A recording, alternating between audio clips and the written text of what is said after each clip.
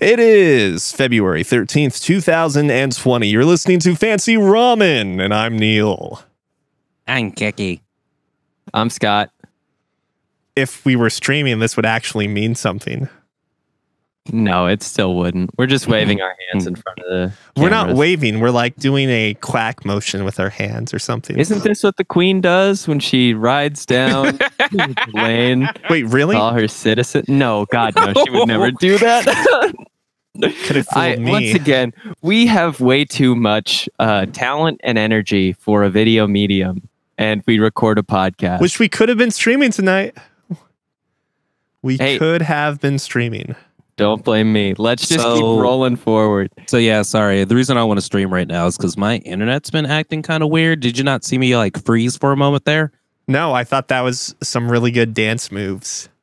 Yeah, no, I've been like freezing for whatever reason. So like late at night doesn't seem to work very well for this online thing. I got you. Do you have Cox? No. Only one? No. Yeah, I know that was a juvenile I'm not going to joke. respond. Not going to respond to that. Anyways, though. Oh, Scott's having issues too. What have you guys been up to? Well, goodbye, Scott. What have you been up to, Cookie? I want Scott to hear this. Hello, Scott. I'm back. Yay. So the question was, what have I been up to? So over the weekend, we went to a speakeasy. Hell yes. Called Alice. Have you ever been there, Neil? Whenever you talk about anything you do in your private life, I'm just like, I'm not as much of a hipster as this guy. I haven't. No, I don't drink a lot of alcohol right now. Or I haven't for a while. Too expensive. That makes sense. But now one of Lizzie's friends was having a birthday party and she was like, we're going to a speakeasy. And Lizzie agreed. And I was thinking, oh God, we're going to have to go all the way downtown. Turns out it's out west. It's underneath what used to be the old Upstream. Oh, I think I've actually heard of this then. Wait, old Upstream. Is the downtown one not the new one? No. Well, Upstream is no longer old west upstream. Yeah. Because there's no longer an Upstream out west. Okay. It's now Jams. Quality control, or maybe not quality control. I don't know what Jams is. Oh, yeah, but no, it's just what the place is called now. But there's a bar called Alice down below it. And just by happenstance, for whatever reason, like the people we were with were checking out my tie. I was wearing a bow tie. And it had flower print on it. And so I like untied it. And then we got like moved to the VIP section. And as I was retying my tie, the drunk guy beside us was like, oh my God. Mad respect tying a bow. Sneeze. Mad respect tying a bow tie. And I was like, yeah. So I ended up getting it tied. And then he told us about him having his own like insurance firm. And he was out drinking with his parents and a bunch of other people who owned their own insurance firms. Trying to collect on their insurance by the end of the night. And you left with a new insurance plan, right? No, he actually bought us 2 bottles of champagne. Wow. Yeah. There were 5 of us, and he bought 2 bottles of champagne for us. We were like, okay, cool. Free drinks. Thanks, Cookie. High fives all around. So very good. It is a nice bow tie. I'm pretty sure this is the one that... This sounds like the one that you picked up when I was in town for the wedding a year or 2 back. No, Maybe? I actually got this one in... Oh, God. It was a mountain place that I went to. We went hiking in the mountains. Yes, somewhere in the Great West. Yeah. Or in Appalachia. Appalachia sounds more correct. But no, it's a nice soft pink bow tie with little flowers, purple flowers, lavender flowers like scattered around it. And it's really nice. I just want to point out one quick thing. And that is I won't be editing out that sneeze. That's good. That's good. Because I even vocalized what I did by saying the word sneeze after sneezing. because that's what I do. Is that weird? No, I it's good. It's good for me because then I don't have to work. It's an editing tag, more or less. That's good. Because whenever I sneeze, I either go sneeze or I go nine. I like to just shout no in German whenever I sneeze. Don't ask. I mean, most Germans like to do that too. It's not always characterized with sneezing, but nah. So besides that, ended up finding out that I don't really like Logitech headsets, and SteelSeries is a great set of headsets. This is not an advertisement. Not an advertisement at all, but they are so comfortable. Like Lizzie's got I forget which SteelSeries one she has, but after like testing it out for a little bit for her computer, and now me being an Xbox person, I decided to get the SteelSeries 9X for myself, or X9s. Mm-hmm. Are those an offshoot of the Siberia lineup? I believe so. Okay. Yeah, they're really good. I've only heard, well, I mean, in terms of PC gaming, video gaming headsets, I guess I should say. Oh yeah, but I only hear good things about them. Yeah, they sound nice and crisp. Not like unfortunately like my podcasting setup good, but they sound wonderful. They're super duper expensive, and these ones connect to my Xbox One. So when I turn these on, it turns my Xbox on, and that turns my TV on. So I'm like most of the way there just by having to turn one thing on. Now you just need something to put it on your head and turn it on for you. Oh my God. If only my wife would be so kind. I'm glad you took it in that direction. And besides that, my other purchase that I made was I ended up getting an Xbox Elite Series 2 controller. How heavy? It's a good weight. I really like heavy things. Like my Logitech G502 mouse has all 6 weights in it. So I like to keep everything nice and heavy. I don't like having heavy things, but in most respects, but I do like a heavy mouse. Feels good. It feels real good. Neil, if you ever get a chance to feel a tungsten dice, do it. It's nice. Same with you, Scott. You know what? To all of our listeners, Overknob, I'm sorry that you missed this on Sunday, but if you're listening to this, if you ever get a chance to feel a tungsten dice, they're super expensive, but they feel so good. But yeah, besides that, I'll have more like to talk about with the Xbox controller probably.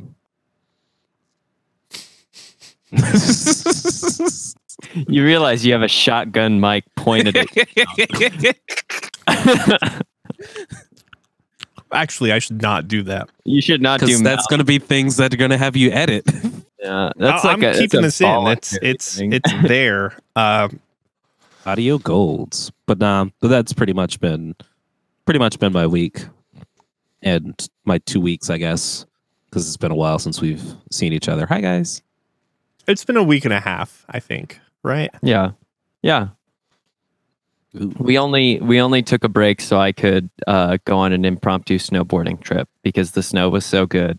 And then I did not communicate well at all with Cookie about just assuming we'd wait until Scott were back. And so I was playing Aviary Attorney. Which looks good. I want to hear all about this. I popped in on your stream for a little bit. That's awkward and embarrassing. I only saw about 4 to 5 seconds of a trailer for that game, and I was already very intrigued. It's like Hatoful Boyfriend, but with more class. Well, and just the art style is very delightful. That's all the class. Hey, before we talk about this, though, Scott, do you want to fill us in on what your week has been so people can stalk you better? If people want to stalk me, it's pretty easy. I live in a small enough town, and I've enumerated my my favorite activities outside of my apartment to like 2 things, and that is snowboarding and hiking. I haven't been up to much outside of the snowboarding. It was wonderful, just super powdery. it has been way too dry around here. I don't know about the rest of the country, but at least where I've been at, we have not received like near enough snow. So I've only had this last time out and then the snowboarding vacation I took previously as opportunities to actually go out and enjoy like boarding on a mountain, which is, I mean, that's a pretty bad track record considering it's mid-February and most of these resorts close down in March. I can tell that you live in an apartment. You want to know how I know? Because you want there to be more snow. Yeah, exactly. Yeah. I don't have to clean it up. It can just pile up around me. I just put my dog on top of the layers of snow when he goes outside. You on the first floor, second floor, third? Second floor. Second floor above. Here, this will really help people stalk me. Second floor above the bike room. So I have no downstairs neighbors. And until recently, had very quiet, courteous upstairs neighbors. Now I have upstairs neighbors that are noisy as shit, and I had to confront once, and they were so scared they would not open the door. And I thought I was being very polite. So they weren't home? No, they were home. They were like making a huge fucking racket. And then it was past 11 at night, so I went upstairs to just like ask them to keep it down. I hear someone behind the door, like literally yelling at the dog. I knock on the door and it goes dead silent instantly. And I hang out for like a minute or two, knock a couple more times, and still nothing. And so I had to talk to the door like a crazy person and just say like, "Hey, I'm not stupid. I know that you're there. Can you please keep it down? It's like Monday night at 11:30 p.m. and I swear you're like turning over furniture. It's also very immature to not come out and talk to me. I'm not here to fight you." And I just went back downstairs. Okay, question for you.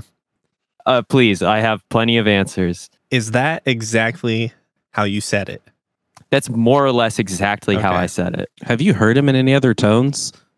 I was hoping that... Neil, have you ever heard me angry? I have heard you angry, and it sounds exactly like that. Still sounds like that, yeah. I played League of Legends with you. No. Oh, that's true. That's a very different... That's exciting. It's excited or agitated, which is almost not angry, but a completely different mental state in which everything in my brain has an exclamation point tied to it. Dealing with neighbors in an apartment complex is definitely weird. I get along with all of my other neighbors really well. Like, I consider myself and Sierra to be super chill, and I consider most of our neighbors to be very chill as well. But these people above us have like, they've opened a can of worms I haven't experienced almost ever in my living situations. And I've had other noisy neighbors I've just ignored, right? But I could hear these people through my earplugs when I was trying to sleep. That's a level of noise that is unacceptable. Yeah, okay. I guess it's just that, like, when I think about interactions with neighbors, I immediately think of the first apartment I lived in, which was a converted house. And I remember how the landlady-ish, I don't think she actually owned the place, but she knew the owner or in some way was like helping the landlord, the owner, like manage the building. But she lived on the second floor, the top floor. And like the only interaction I remember with her was her texting me or calling me saying that there are people banging outside, like banging on her door outside. And like asking And you got me, that text message while you were banging on her door. And you immediately stopped and went back in, right? No, like apparently she was getting followed. And this is like the Lincoln UNL campus area, the downtown campus. So a bunch of psychopaths. She was getting followed by a guy, if not two, I don't really remember. And it was like the only time I really interacted with her, at least that I can remember. And it was out of sheer panic of hoping that I might be able to do something to help her in this scenario. And me being like this awkward 19-year-old kid, not knowing what to do at all. And just like, should we call the cops? Should I go upstairs? What if they're like there still? Because it was the type of building where like the door to the house was not ever locked, because then you had the hallway to all of the rooms / apartments. Okay. So I mean, not that different from like an actual apartment complex that just doesn't lock the main entryway. As opposed to. But that's becoming rarer, I think. At least most of the places I've stayed, it's like key to get in the front door, key to get in the unit door. That's true.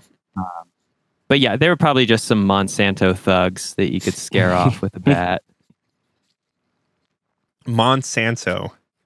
Yeah, I don't know why I'm taking pot. I was recently learning about some of the research partnerships that the University of Nebraska's like ag science and research has done with Monsanto, which might not be the most trustworthy. Is that what you're implying? I'd say might not be the best for like human civilization in a long-term view. So I've actually, I feel like it's been a long enough time and that I'm no longer pursuing money from this venture anymore. So I feel like I can speak about this at liberty without any sort of. Are you talking about our podcast? Are you telling me that our podcast is getting demonetized? No. What I'm saying, not exactly. What I'm saying is that I actually used to do some work for Monsanto. Oh, or maybe not directly Monsanto, but like agriculture panels and meetings through another sound engineer who I won't name for, because I don't necessarily know if they're still working together or not. You don't want to find out that they've been hit in the face with a bottle of Roundup a couple days later. Right. Quiet. But so when his plate was too full with other things, he would basically send me this audio that they would record like these hour-long meetings or panels.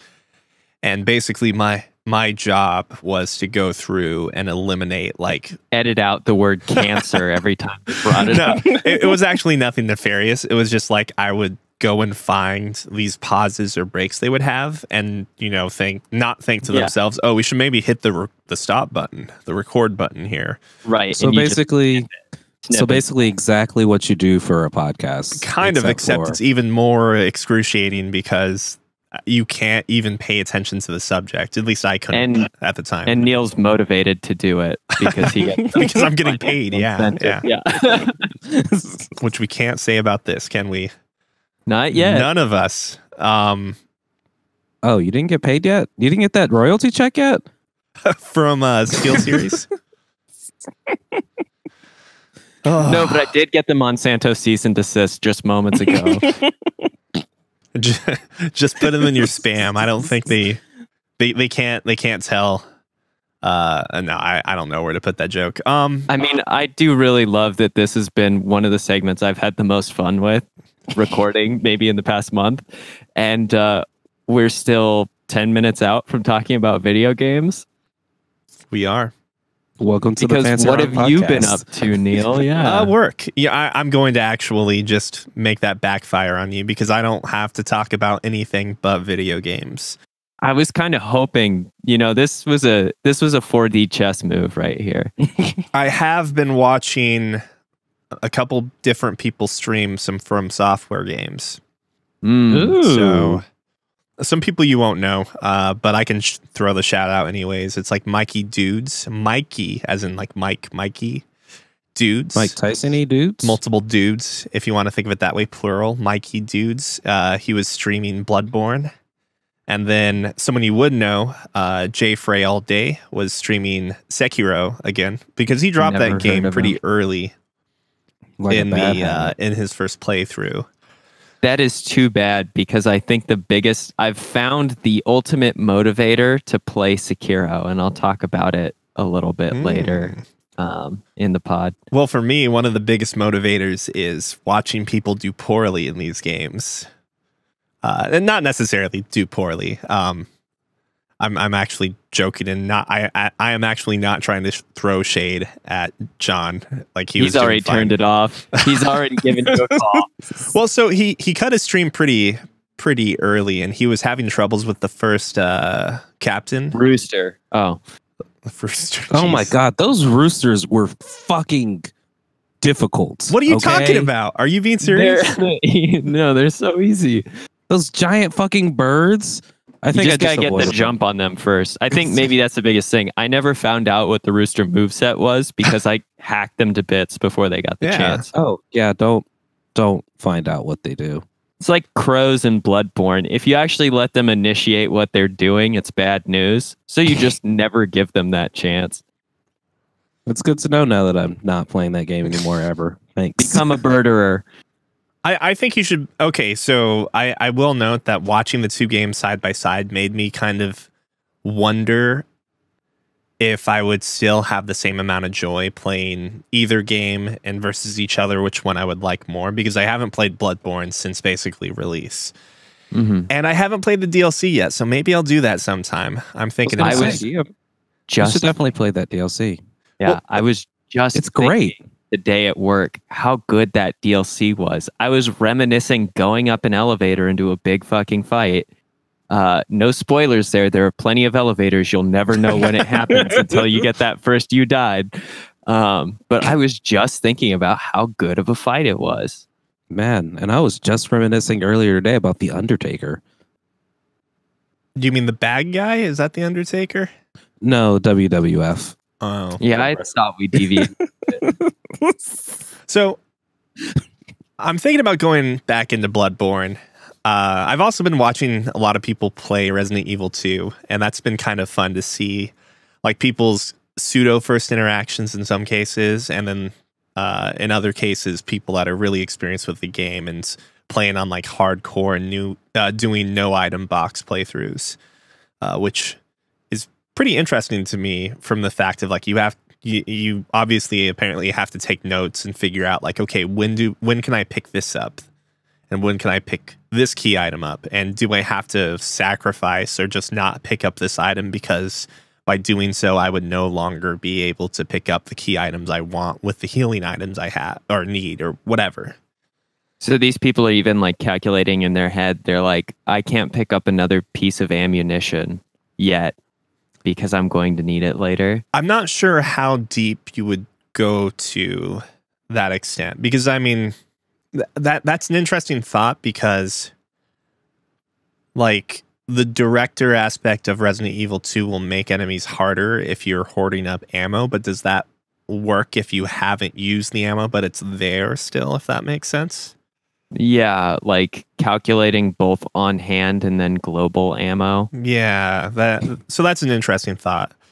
So I can't speak on that ground if they get that far into it, but it maybe.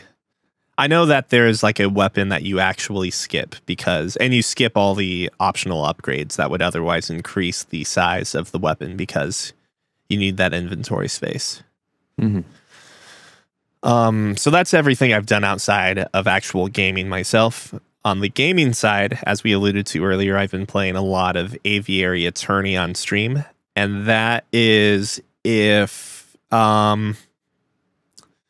Ace Attorney, Phoenix Wright, were about animals set in like pre-French Revolution era. What is that, like 18 something? But in France, basically. 1723. That is totally not true. In 6 days, 4 months. So you play as JJ Falcon. And you are a falcon with a suit on. And what's his name? JJ Falcon. Yeah, I didn't want to go full French there, because obviously there's like a lot of French names and French settings, items, locations that you will go to, and I managed to butcher most of them during my stream. But all of the characters are animals, but not within the strict sense of like they're forced into human bodies, like interspecies sex review or whatever that new Funimation anime is. I think we were thinking Hatoful Boyfriend. I mean, definitely was thinking Hatoful Boyfriend. Okay, so the problem with Hatoful Boyfriend is that it's totally 100% of the way there, as in that like it is just strictly the animal. Right? It's like a picture or a drawn over photograph of the animal. Right. Whereas this game takes on a little more of an artistic approach where it's still like anthropomorphic, but only so much. Like your Falcon still looks absolutely like he's got a bird's anatomy, but he has a suit on still.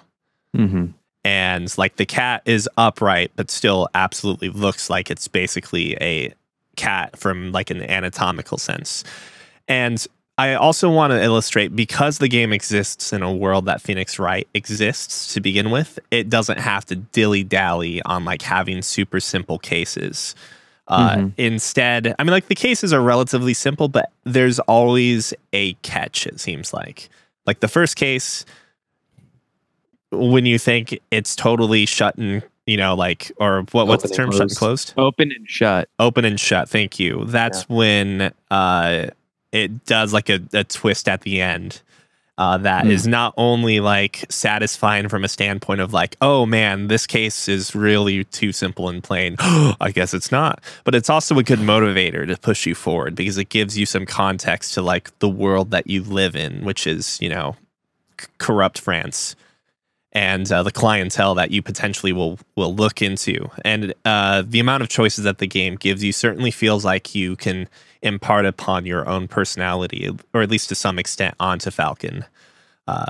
By the way, your Watson, if you will, to Falcon's... well, he's not really lackey. Yeah, he's not really a detective, I guess. So it's not like he's Sherlock Holmes, but at the same time, he's kind of like the attorney equivalent to Sherlock Holmes, except he's not really that well known.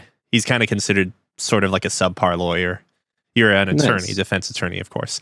But his lackey is named Sparrowson, and he's just a sparrow with a suit on as well. But obviously, all of these other animals are not just birds. There's cats, there's frogs, there's reptiles, there's hyenas, foxes, all sorts of great things. But the big thing about the game so far is that I feel like it does, or I'm assuming it's going to pull into its historic roots and use that as part of like the overarching theme to the entire narrative. And I'm assuming that, you know, we're going to see some things happen to the bourgeoisie at some point here soon, and maybe some guillotine action going on, which could definitely spice things up even more so than they already are. But it's super charming. I love the writing. There's a few times where like the writing is maybe a little weird. It doesn't necessarily roll off the tongue as well, but you could attribute that to one, being in like a quote unquote fake French accent, or two, it might not even be an English game to begin with. So like, you know, anything that has to run through a translation obviously has the hurdle of having to be rewritten in a way that is that flows. Oh, I was wondering like what else I'd played, and then I made a really dramatic O there. But I've been playing dot hack infection. Which, ooh, that's a good one. Yeah, I don't know if I've ever talked about this game. I might have talked about .hack GU, but the entire concept of .hack is sort of Sword Art Online in a way. Original. And OG. So I'm pretty sure Sword Art Online came first. Not necessarily in like its full published version, but I think chapters of SAO were released online years before .hack came out. I could be wrong. I think you're wrong. .hack just seems so classic. Yeah, Sword Art isn't. It totally is a classic, because .hack is again about getting trapped in the video game, but kind of in a different concept. In .hack, which is a conglomerate at this point, you have .hack Sign, which was the precursor anime. You have .hack. You have .hack Liminality, which is an anime that goes at the same time as the .hack games. You have .hack GU, which the GU has many possible meanings, so I won't elaborate there. And then you have the .hack GU anime that happens prior to .hack GU. And then you have the .hack GU movie series, which covers the events of .hack GU. And then after that, you also have .hack, not after that in terms of like chronological release date, but I don't know, .hack Twilight Wasn't there like an Afterlife as well? Maybe there's .hack Epitaph of the Twilight, or Legend of the Twilight, or something of the Twilight. Ooh, Legend of the Twilight was good. There's .hack, if you're into that like bro syscon thing, yeah, sure it is. What about the did you mention the one where they were actually going they were covering everything happening outside the game world. Yep, .hack liminality. Yeah. There's .hack. Anyways, there's a shit ton of .hack games. And it's kind of a shame that like it doesn't really seem like they've done a proper release of a new game since then. They've done like a fighting game and a PSP game, but we all know how we feel about PSP games or Vita games. They were awesome. Universal hard drive? No, what were the universal discs that the PSP had? I don't fucking know. Were they UHDs? UMDs? I don't. UMDs, Universal Media Devices. In any case, though, I just like the fact that the name was Universal. .hack very proprietary. Infection is the first of 4 games that encompasses the original .hack series, and the series is about people that when they die in the video game, they fall into a coma. So no one actually gets stuck inside of the game, at least not in this game. Whereas in .hack Sign, someone does get stuck inside the game. But that's a different story. Completely different story. But what's fun about this? Horizon. Oh, that's another good one. That's actually a much better one. Best one. That's the best one. Lizzie Is can't it really? Lizzie can't stand Log Horizon because it's too politicky. But they like get into like government, land owning, the fact that in order to survive, you have to eat in the world. I have to cut you off real quick here and say that we did like a whole 20 minutes on Log Horizon, like maybe 30 episodes ago. Hey man, I fucking love Log Horizon. I actually rewatched it recently. I concur. Anyways, .hack, your friend falls into a coma. You have to play the game and hack the game in order to save your friend, or at least that's the premise. But because you're not tied to the game, you can also go out and go on message boards and talk about the game or get hints from the game. You can also email friends and party members that you've met throughout the world. And it's just sort of fun interacting with like this fake MMO and being able to like make parties with these people and get to know them better and get emails from them and find out fun things like, hey, this little girl character is apparently a housewife, and like spoilers, but later on in the game, she stops playing basically entirely because she had a fucking kid. And that means That's you cool. only have 2 healers left. Oh, guess what? One of them is dealing with some fucking weird problems because he's obsessed with another character in the game. So he goes and fucks off on his own for a while. That means you only have 1 healer left. Oh, shit. My only problem with the entire .hack series was you were always futzing around with a fake internet when these games came out at the same time as one of the games I'll be talking about, Phantasy Star Online 2. Where there was actually games where you could play on the internet. So they made a .hack online game, and it was called .hack Fragment. It just wasn't very good because That was .hack online? is yeah. Fragment is totally an online version of .hack, but the problem is that .hack as a game is not necessarily very fun or designed to be a good MMO.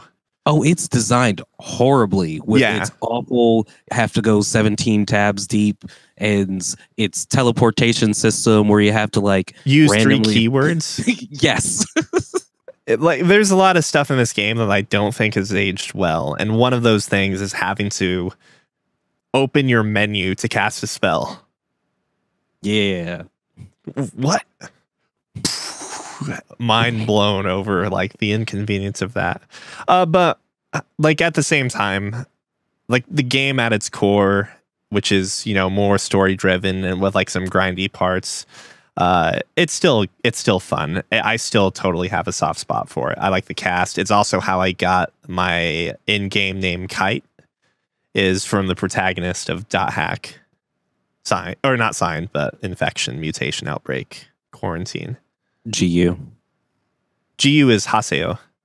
Oh, was it? I could have sworn GU was Kite. No, Oh, okay. it's Doesn't matter. technically Kaito, which Yeah. is Phantom Thief, as we know because of Persona 5 now.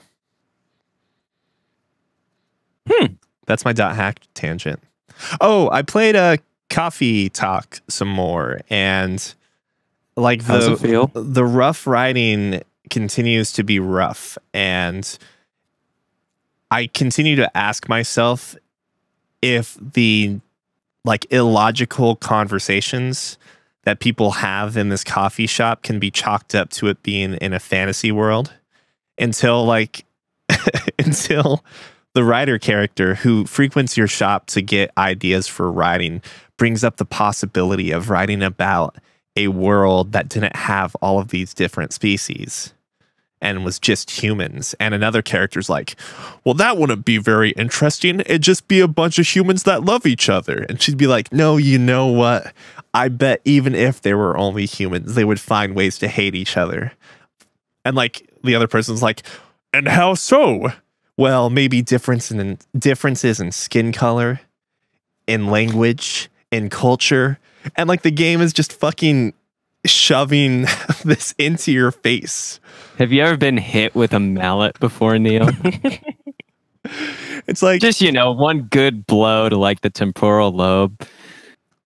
And in that same, either that same day or the following day, there's an interaction where there's a character that you serve at the very start of your shift a drink. They ask for their drink and they are just fucking on their phone, minding their own business as 3 more characters come into the coffee shop and start talking and introducing themselves amongst themselves, and even go so far as to like talk about one of the characters' relationship problems, which seems extremely weird.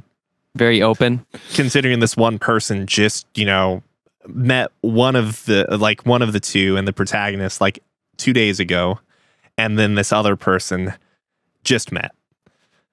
And you don't go to random coffee shops and talk about your deepest secrets with just people? I mean, I like the idea of doing it at a bar because you get inebriated, right? Like the whole premise of Red String Club and Valhalla is that you're getting drunk, and when you're drunk, you tend to spill the beans a little quicker. Mm-hmm. But so this 4th character, the original one that was there that has not said jack shit, ends up leaving, and the 3 other characters are like, what's her story? Gosh, who was that? Did you know who that was? And I'm just like, that's like the typical fucking coffee shop patron right there. Like, when I go to a coffee shop, I get my coffee, and if I'm staying there, I probably have a laptop for whatever reason I need to do work, or maybe I just want to chill there and get out of the house. I don't fucking tell the coffee shop person about my like long, exhausting day at work and how I'm thinking about, eloping with my succubus girlfriend because I'm an elf. What? I think I don't think this is an example of Neil's day. Right. I don't talk about being a model, a vampire model that's been vampiring, modeling for 30 years, and it's like the shortest job he's ever had. I've been vampiring for 30 years and modeling for another.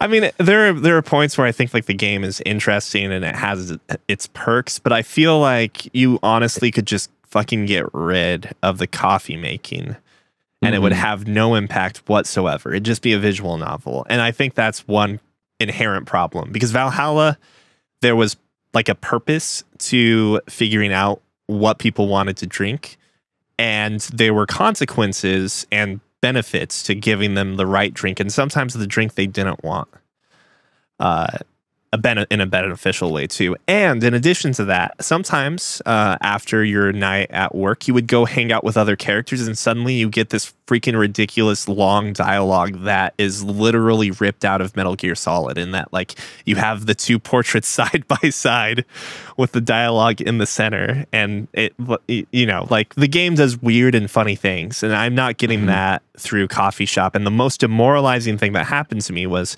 when I sat down to play it last, it has a progress percentage or something to say like your progress, and it was like 50%, and I was like, what the fuck is it supposed to be good? Is it going to get better through the last half of this game? I can't believe I breezed through half of this game within like 3 play sessions, one of which I streamed for only like an hour, and the other 2 times were basically like I got home at 10 o'clock from work and now I'm going to play for an hour, and suddenly I'm already halfway through the game. And there's like oh, sorry, go ahead. I was just going to say, is it fair to say that you don't know what the main story beat is yet? The main story beat, like, that's the thing. at first I was wondering, which I was really hesitant in believing it could even be a possibility. And I was also like really not wanting the idea of this being like a pseudo dating situation where like the barista chooses one of these girls, right? And I don't think that's the case. It doesn't seem to be going in that direction, but that was on my mind. It seems like this is just a collection of weird small stories between different characters that don't necessarily feel like they're going to have a good resolution. So at 90, you're saying at 90% progress, your expectation would be that these small stories are going to start wrapping up sequentially. Maybe. Or do you think that something's crazy is going to happen? Like, was that game called 777 that you played? 999, dude. Yeah, like where everything starts like intertwining and shit. Dude, do you want to watch some 999 after this? No, I was actually going to play some Children of Morta after this. I'm sorry. Oh, it's fine for you anyways, though, because I think it would be better to play the Somnium Files, just because I think that's a better game, honestly. But 999 is definitely more complex. Speaking of which, have you sent that to Cookie? I have not. I need his address. Speaking of which, have I given you my address? You have not. It's sitting on my coffee table. All right, I'll email you. I'll send that to you tonight. I'm gonna probably go do the mail errand on Saturday, so you should have it in your hands pretty shortly.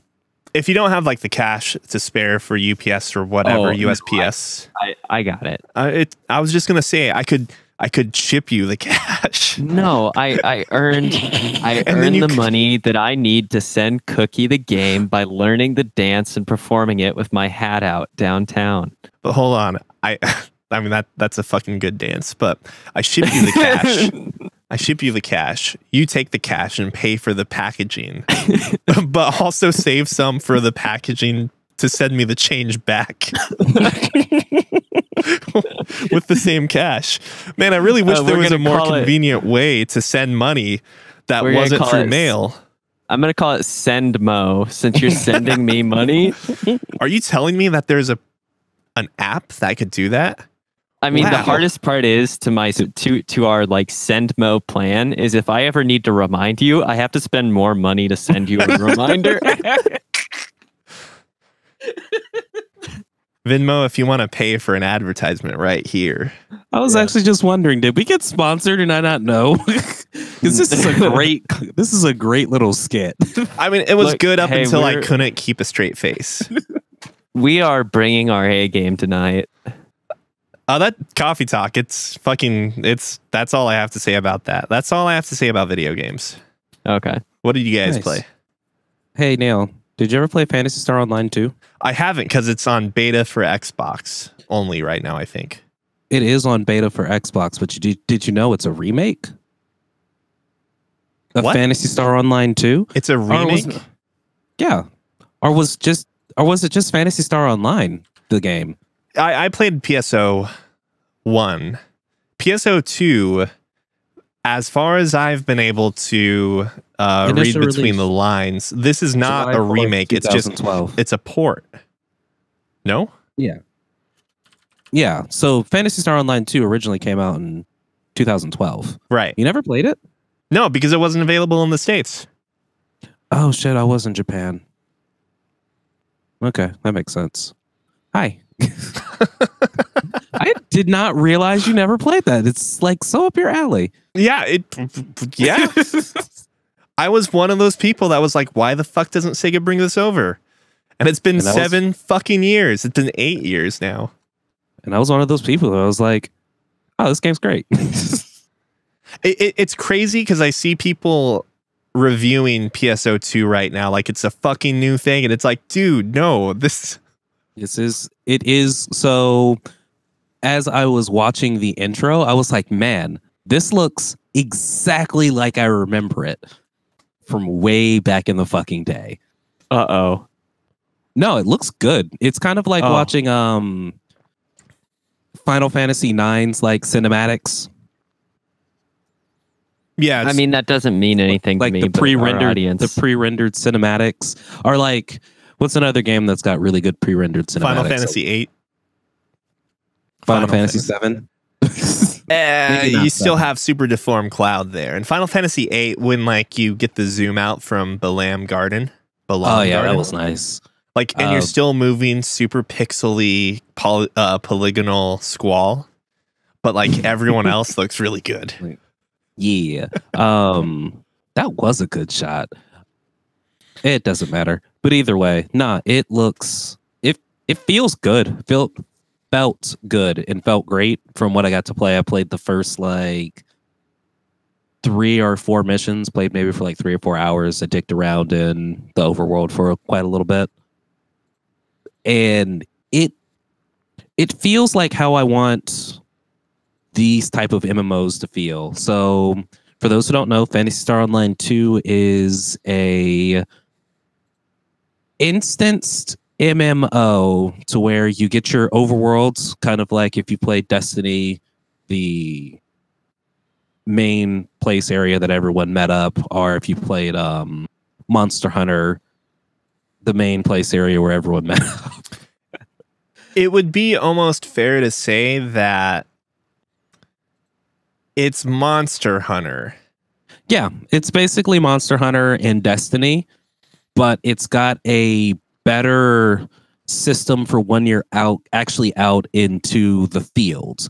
So when you actually get out into the fields, think of it as like smaller corridored areas, but with the feel of Destiny, how they had like just random people just doing other missions and things, just popping in and popping out as they instanced into your area. So it still did a lot of that. And it just felt, since it wasn't completely just a, Destiny was first person shooter, right? Yeah. Yeah. Since it wasn't just like a first person shooter, it felt like you could do more than just shoot at a thing. It's a fantasy RPG online game. You can slash shit. You can You can cast magic. You can run up a thing's arm to attack its head. Exactly. Like the thing about Phantasy Star Online, and I could be wrong here, but I'm pretty sure PSO predates Monster Hunter. And Monster Hunter drew a lot of its influence through PSO. I could definitely see that. Though Monster Hunter adds obviously a lot of elements to it. PSO 2, though, is obviously going to be more of PSO, but it does incorporate a lot of improved gameplay, more interactability with your enemies, more actiony movement, better movement overall. I've watched a bunch of gameplay of it. Like, I mean, because I was looking at this game back in 2012, thinking like, man, I can't wait for it to come out here. And it never happened, obviously. But yeah, it's still being played. They had a crossover event with Final Fantasy 14 maybe like 2 months ago, if not a little later than that. They had, I think, a Persona 5 or Nier Automata crossover too at one point, or something, like some weird ass crossovers that you wouldn't expect from a game that's 8 years old, but like it's still striving to some extent. I was gonna say I can't wait for it to be re-released, and it's just enjoyable. I spent my time as a summoner, so I got a little cat thing that was named Wanda because I unfortunately couldn't rename it. Wanda Sykes. Basically, I really wanted to name it Syrup because I named my main character Maple. So it'd be Maple Syrup, which I unfortunately did not make up myself. I got it from a new anime that I've been watching. I didn't feel like getting hurt, so I maxed out all my defense stats. What? That's the name of the anime. It's great, by the way. I thought like you meant that in the game, and I'm like, I didn't think you could choose your stats. No, you cannot. But no. So the game it's good when it comes out. Like I said, played a couple of hours of the beta, and it felt just like I remembered it, walking around the overworld to get assigned new missions, and how just being in the overworld, they'd be like, okay, cool. There's a red alert in this area. All summoners are all like people in the arcs. over this level should report to this office, so that way you can instance down and fight this big ass boss, do this raid type boss. And it's like, oh, that's like a really nice way to do it, rather than, just having a random thing. So like when you're actually out in the world, they'll be like, red alert, this type of enemy is around, or yellow alert, this thing is happening over here. Need you to go do this random fetch quest that just happened to spawn in, and all of a sudden you see a bunch of people just like flood in because they're all like, oh, this is something else to do. I'll do that while I'm on my mission. Besides that, played just a little bit of that. Oh my gosh. Haha. I also beat After Party. Should I leave the room? I know the hard part is I think both of us really want to play it. So I want to hear, I guess, your endorsement if you liked it. Or lack of endorsement. Yeah. Okay. So here's what I'll say, because I know you guys want to play After Party. It doesn't really matter if you spoil it. No, like, so the feeling I got after beating it the first time was that it doesn't really, like, it just didn't matter. So when I was first talking to you guys about, like, oh yeah, there was this big mystery on, like, how they died and what actually happened and things like that. It's like, you find out and it's like, huh, okay. That's not revelatory. It's just it's just like extra info. That's how you guys died. Cool. And they're like, after watching the full credits roll, if you how did Oxenfree's second playthrough, like, how did that work? Did you have to like start a new save file? No, you can just roll off of the original. You just rolled off the original? You don't do that on this one. It starts you off on your own? It's all wrapped up. Yep, it starts you off on your own thing, which they really should have just been like, okay, this is what happens. This is a continuation of the story. It's interesting that they'd almost regress on that then, right? Because Oxenfree already solved it by saying, like, they essentially take the keys out of your hand at the end and they go, you're gonna play this over again. Are you saying it's like near B to C? No, it's like just you've made all your choices. There's a thing that happens that I was like, oh, that's actually pretty cool. I didn't realize that I didn't realize I was so biased this entire game, but I guess I was. And then the credits roll, and then you start a new game, and it's quite literally just now you can make different decisions. Does it feel? Did you beat it the second time through? No, I don't think so. No, right? I've gotten about I got about halfway through making different decisions, so I get to see more of hell. But it's also just like, okay, now I'm just experiencing slightly different subplot stories, but all the main story beats are exactly the same. Okay. So I don't think I will beat it a second time, because what I really wanted it to do, I know it's not going to. And the whole ending after maybe I should beat it a second time, because I guess I don't know if they will still do the thing. No, I'm not going to beat it a second time. It's short. Is there like absolutely no payoff to the natural conclusion of After Party? And like the nature of... Sorry, go ahead. To the ending I've seen, because I know the endings can change ever so slightly depending on how you do your final drink off. So from the... Are you getting better at drinking by drinking in hell? No. Or is it It's more literally like just Fallout talk. 3, you choose to send in your best friend to drink and die for you? Or It's more like all of the God, who's Fisher? No, not Fisher, because that's Sam. God, Sam who's Fisher from Tom who's this? Clancy's Who's Splinter this? Who's Cell? who's the space guy from that has the N7? Oh, that's Shepard. Shepard. Yeah, it's pretty much the Shepard. Shepard last ending of did you max out everyone's stats? This is the party that you're going with. Mass Effect 2. Yeah, this is the party that you're going with.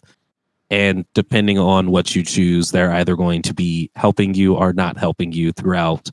Getting eaten by bugs because they're a weak biotic. Yeah, pretty much. Are you telling me that maybe like other people drink in your stead during this drink off, or?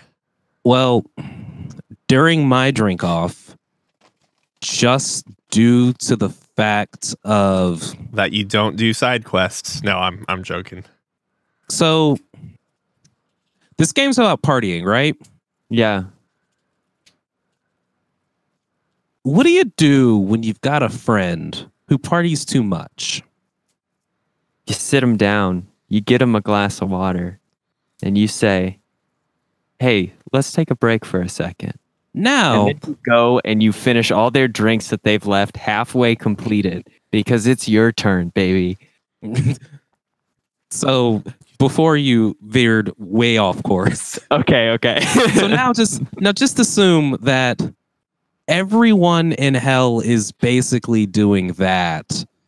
And yet your main goal is to get out of hell by out drinking the devil. Drink harder?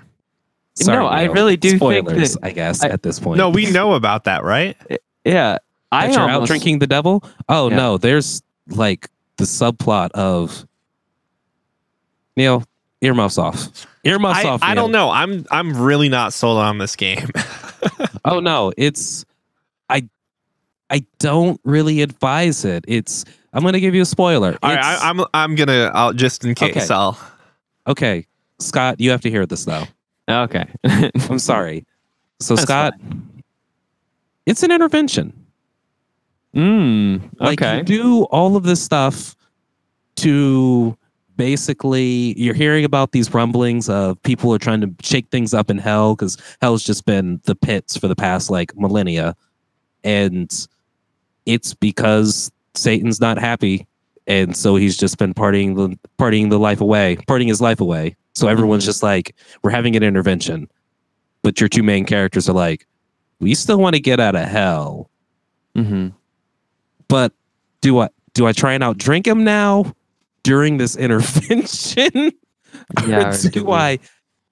Yeah. So I outdrank him, and then it was like, oh, cool. These are the two characters. They're no longer in hell, and they're talking like they've moved on with their lives. They're adults now, and they're like, yeah, we're probably going back to hell because we released demons and undead people into the worlds. Oh, okay. Didn't expect that. I kind of thought it was just the guilt of being bastards for taking advantage of someone when they're down. Anyone who is on your team gets out of hell. Okay. Which makes you think, okay, cool. The second playthrough is they've died again. And obviously it's a continuation of the story. Okay. That just makes total sense, right? That clicks, yeah. No, it's literally just they get out of hell, credits roll. You get a nice little wave from the people that you took with you out of hell, whether they be a lost soul or demons. It really does strike me then that there has to be an alternate ending for, I guess, cooperating with the intervention. Do you feel like there's an option there to do that? Yes. And that's like the only thing that pulls me to maybe beating it a second time. Yeah, I can see that. But like, I also feel personally attacked that Neil's not listening, but he's shaking his hair at two people who don't have any hair to shake back. That is frustrating. It's some real bullshit. It is some real bullshit. Go right ahead.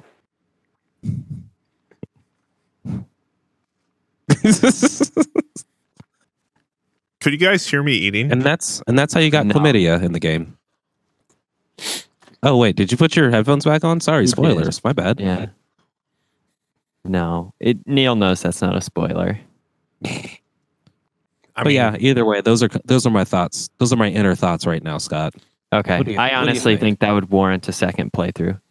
You think that? Okay, yeah, I'll finish. Or at least a venture out to good old YouTube to see what the spoil is. I've beaten so many games that way. Why didn't I think of that? I don't have to sit through this again. Yeah, you're right.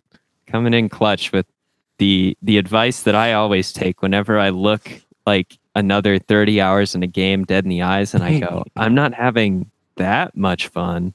Not today. Yeah.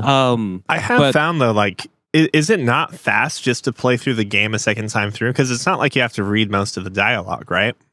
Well, if you're doing it the way I'm doing it, because if you're doing it a different way, then so you can choose option for your first little mission. You can choose option A or you can choose option B. Oh, I takes you to this part of hell. One takes you to this part of hell. I chose option A, so now I'm choosing option B.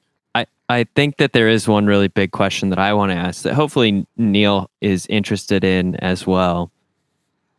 When you played this game, what did you think of the soundtrack? One of the things I thought was just like a cherry on top for their previous game was the soundtrack was so good. And at least the two trailers that I listened to for this game, After Party,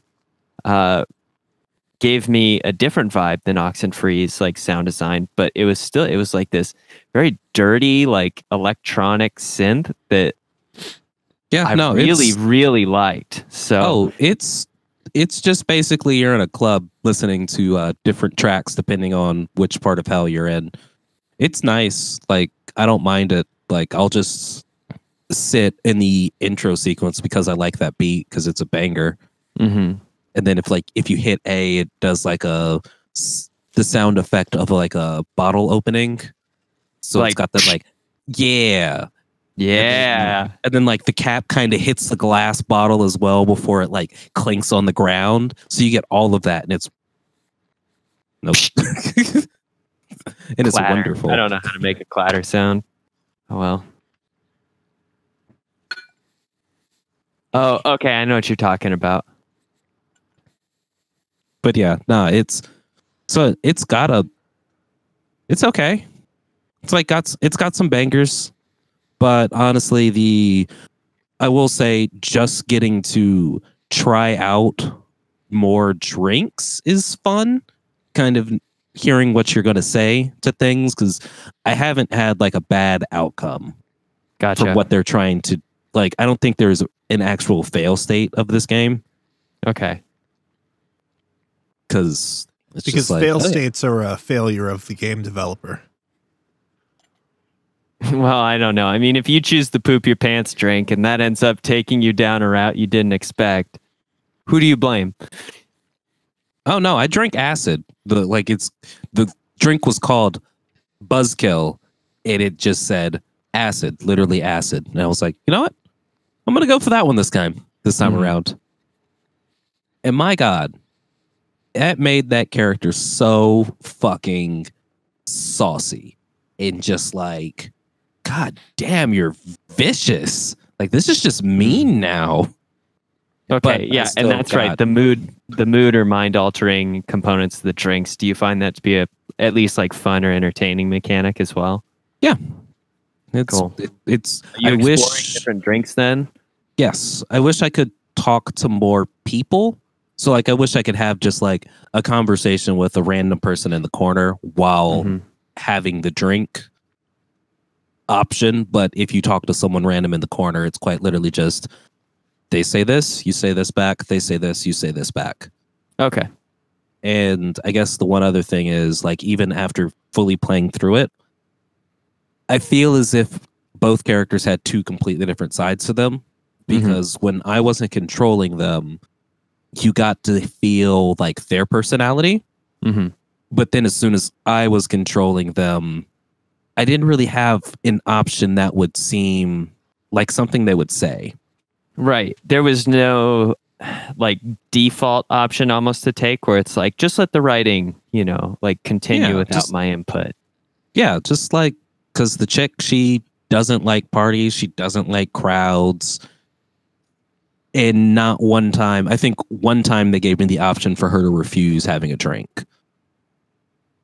But honestly, it was much better when she actually had the drink because I played both options. Because we all know you're cooler You're more when you fun drink. when you drink. Yeah. The drink that sponsored she could have, by Budweiser Seltzer. The drink that she could have was called a permanent vacation.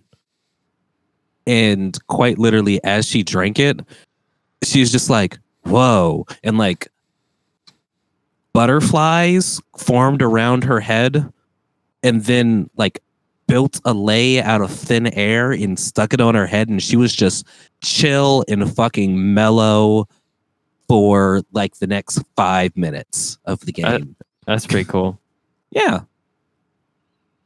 But yeah, those are my thoughts on the old after party. So you're really saying that she is more fun when she drinks?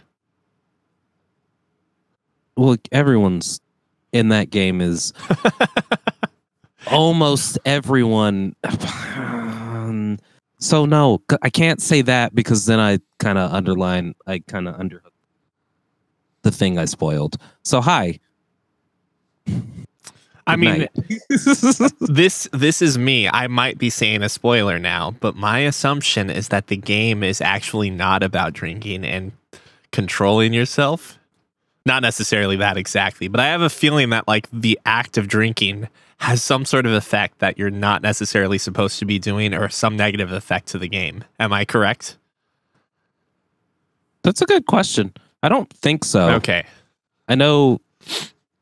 I felt like that would have been like a really cheap plot twist. Like you're fucking playing Escape from Candyland, and you, in order to escape the gingerbread man, you have to eat a bunch of candy. You have to eat him in candy. But the lesson was actually to not be a fucking glutton. Stop eating this candy, you fat kid.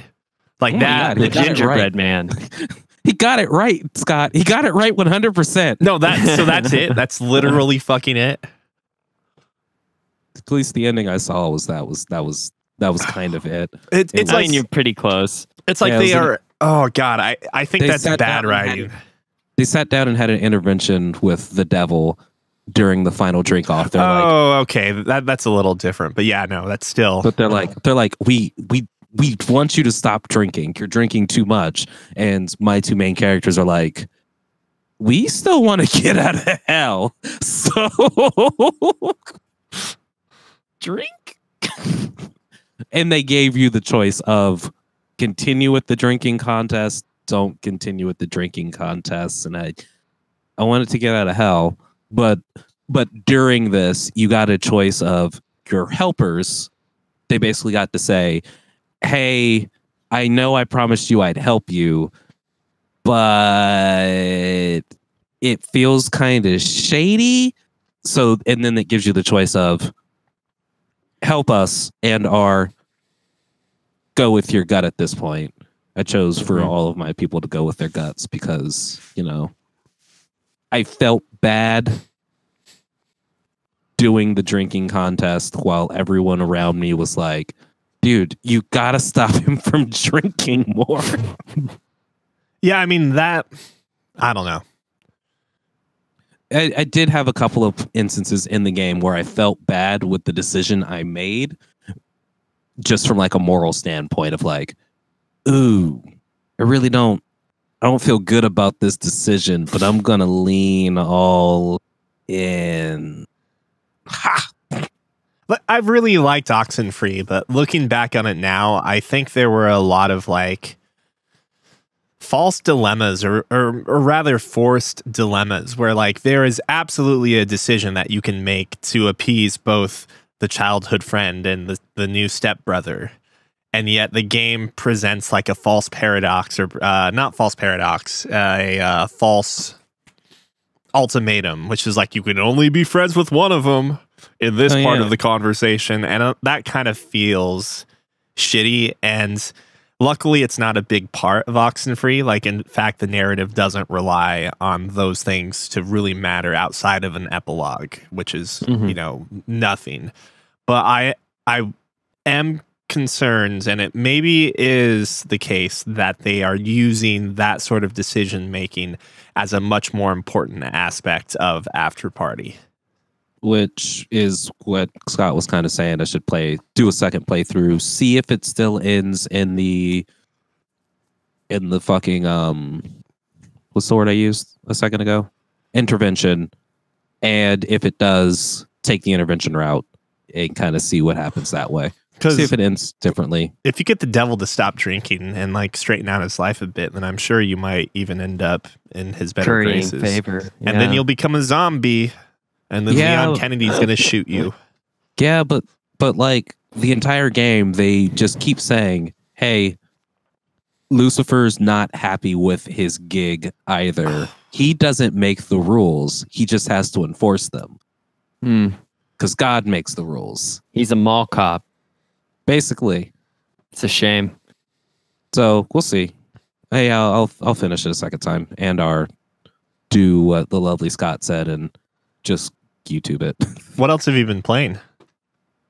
Besides that, a lot of Slay the Spire, and I just got on Children of Morta today, which is very beautiful. It's a roguelike, and that's as far as I've gotten so far. I've heard nothing but good things about it. Oh, and I re-downloaded Dreams on Lissy's PlayStation 4 because there have been a shit ton of videos about that.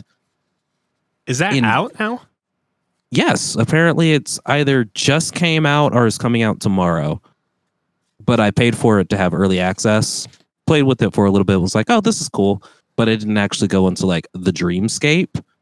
And if you have a chance to watch some videos on Dreams and what people are already doing in it, I'm pretty sure 90% of it is garbage.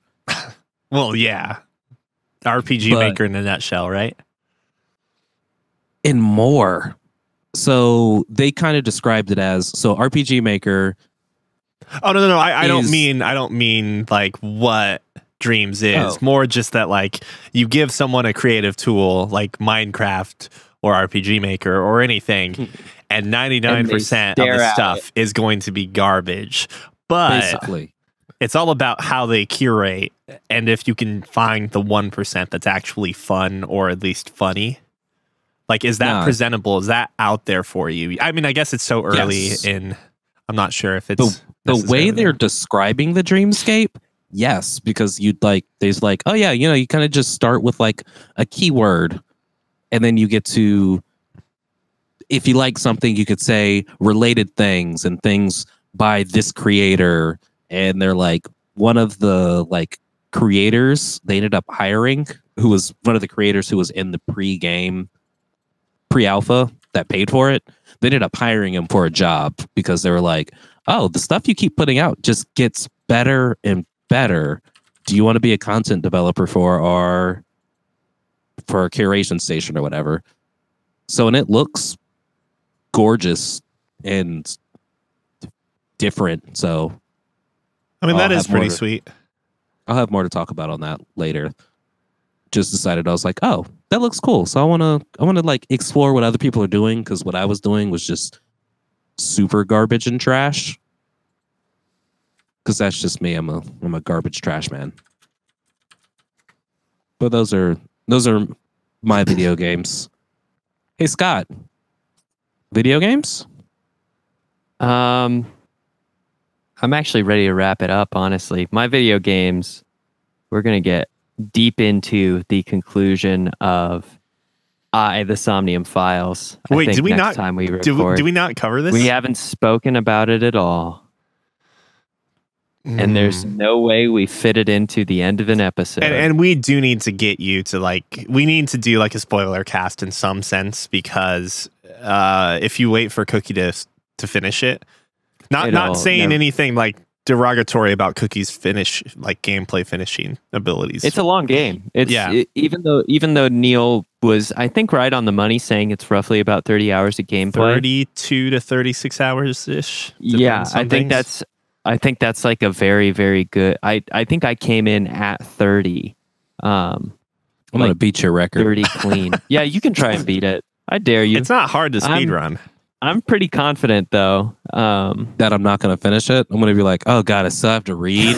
No, so that is the thing. You don't have to read almost anything. Is awesome. Yeah, and the voiceover is very, very good. If there's one thing I can give this game, credit for, of like very much surprising me, it was just how high quality the storytelling was without me actually having to read. Because once you use that autoplay setting, it pretty much makes it where you can put down the controller and like cook dinner during some parts.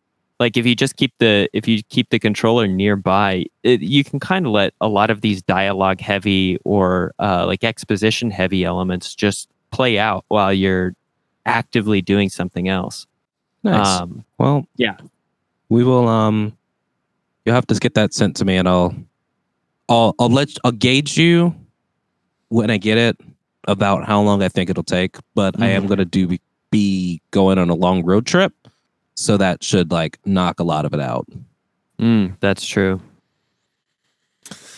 All right, that was it for Fancy Ramen Podcast, episode 149. Oh, sorry. Before you go, there's a show called Lock and Key. It's white people doing stupid things. Wait, so Netflix. It's just reality TV? No, I was going to say it's like me walking around every day. No, it's a fantasy show about a family who live in a mysterious house full of keys. The family's last name is Locke, and the keys do lots of things. So there's a key that'll take you anywhere, a key that sets things on fire depending on where you put it. Well, sets everything that you touch it with on fire. There's a key that lets you go inside your mind, keys that let you become ghosts. Just to make sure, is this actually like a key that you have on a key ring, or is it like a sword? Yes. No, it is not a keyblade or a keychain. They are actual keys, and it's like... So when I say white people doing stupid things, one of the first keys they find are like a key that allows you to stick it inside of a mirror, and then your reflection starts doing creepy things like smiling at you and beckoning you to come in. So the little boy sticks his hand in and he's like, hey mom, check this out. This is cool, right? And then the mom's like, I'm going to trust this, and walks in to the mirror. Like, why would you do that?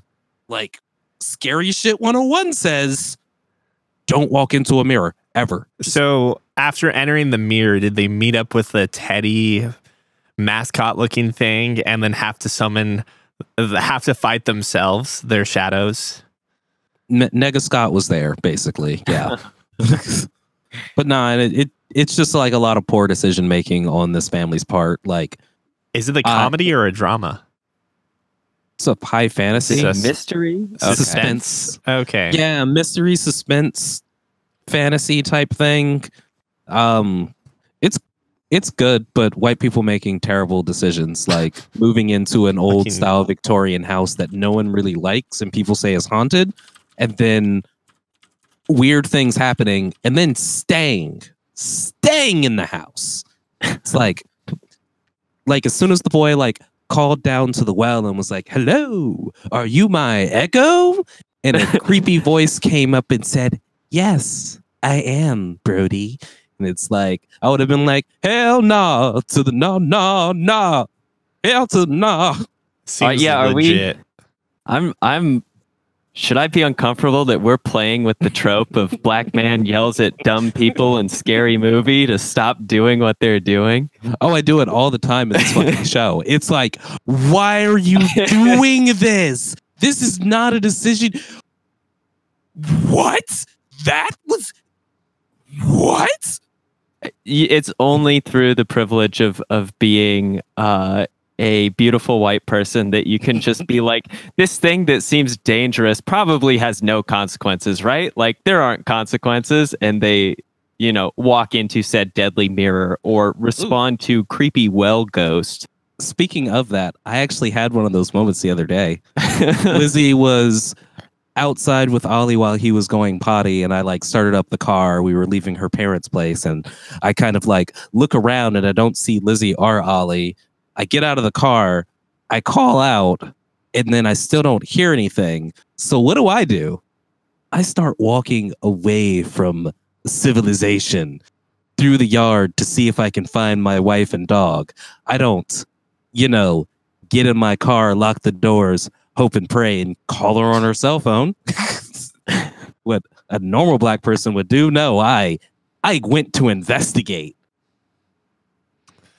It's the white people rubbing off on you, man. Yeah. Oh no, you've been gaslit. I don't condone this at all.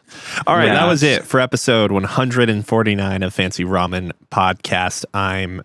Sorry. If you want to email us, you can write in at podcast@fancyramen.com. I say that so fast that you can't even get it down. Podcast@fancyramen.com. I mean, I'm sure, you know, there are so many podcast listeners that are the 1.25% or times speed. I'm sure we've got one person who's rolling at 0.75% speed, so they can get a little bit more of the dulcet tones in our voices. We stream on Twitch, almost all of us, except for me, really. You can find us at twitch.tv, Fancy Ramen TV. Our buddies play at Artie Strongman with the spaces underscored, Artie Strongman, Cookie Skimilk, and J Frey all day. All day. Yeah, please tell your friends and family about the podcast. We are so close to commercializing. You can hear it in the quality of this episode. Does that mean I actually have to use your audio this time? I'm looking at you, MeUndies. I'm looking at you, Bombas. I need new clothing. I need new articles of clothing. You Listen know what? here, Stitch Fix. I'm low-key hoping for purple. We don't even need a mattress. We don't even need a mattress, but fuck it, let's go. If we can start stacking them like in The Princess and the Pea, I might be interested as well. All right. Have a good night, everybody. I am getting off. Have a good night. Third love would be great. That's a weird thing to say.